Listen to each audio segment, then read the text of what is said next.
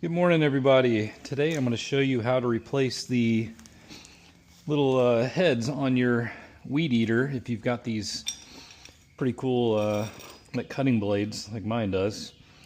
Pretty easy task, but just in case you've never done it before, I'm going to show you how. So you've got a little tab in there that holds this thing still, and these things get kind of clogged up with junk, so I usually just get a screwdriver and start getting all this debris out of here, because we're gonna have to come through this little hole right here. You'll see in just a second. So just kind of clean up all this around the tab that you're gonna press down. Just get this all nice so it's not so messy. All right, there we go. So that comes down. I'm starting to be able to move it. Need to clean up a little more. It's getting stuck coming through. So if you see, there's a little button right there. You're gonna press that, and then the old blade can push through this way. You might have to clean up the stuff real good to get it to move through freely. It's stuck with all the grass and junk.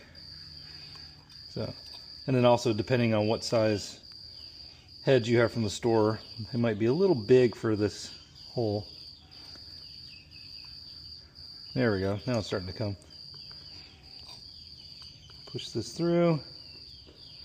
I'm using my screwdriver to give me a little more leverage. There we go. Almost popped through the hole now.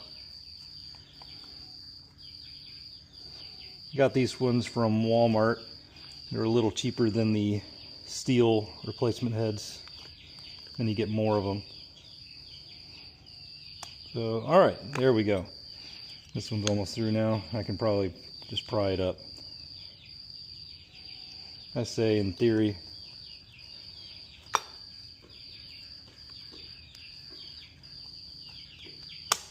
Boom, there we go. And so to install it, just gonna go back through there. All right, I got all three of them out, and you can see they are worn down. That's what it should look like. So now we're just going to slide these in.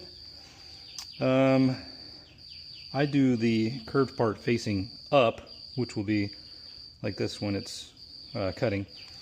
So we're just going to slide it in here. Oh, I'm sorry, you go backwards, my bad.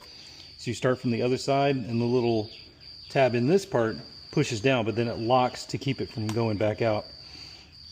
And so now we just go until we can get that locking piece to grab it. I went a little far. Let's see if we can get back out. Might have to depress the thing. That's just for coming out. There we go.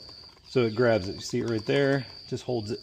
All right, I had one that wasn't really cooperating with me, but got it unstuck now. So we're just going to push this guy through, and then hopefully we can get it to snap back into the spot there. It's not wanting to return back home. So we're going to just pry it up. That should do it. There we go. There we go. Locked in. They are all locked in place, and we are ready to go.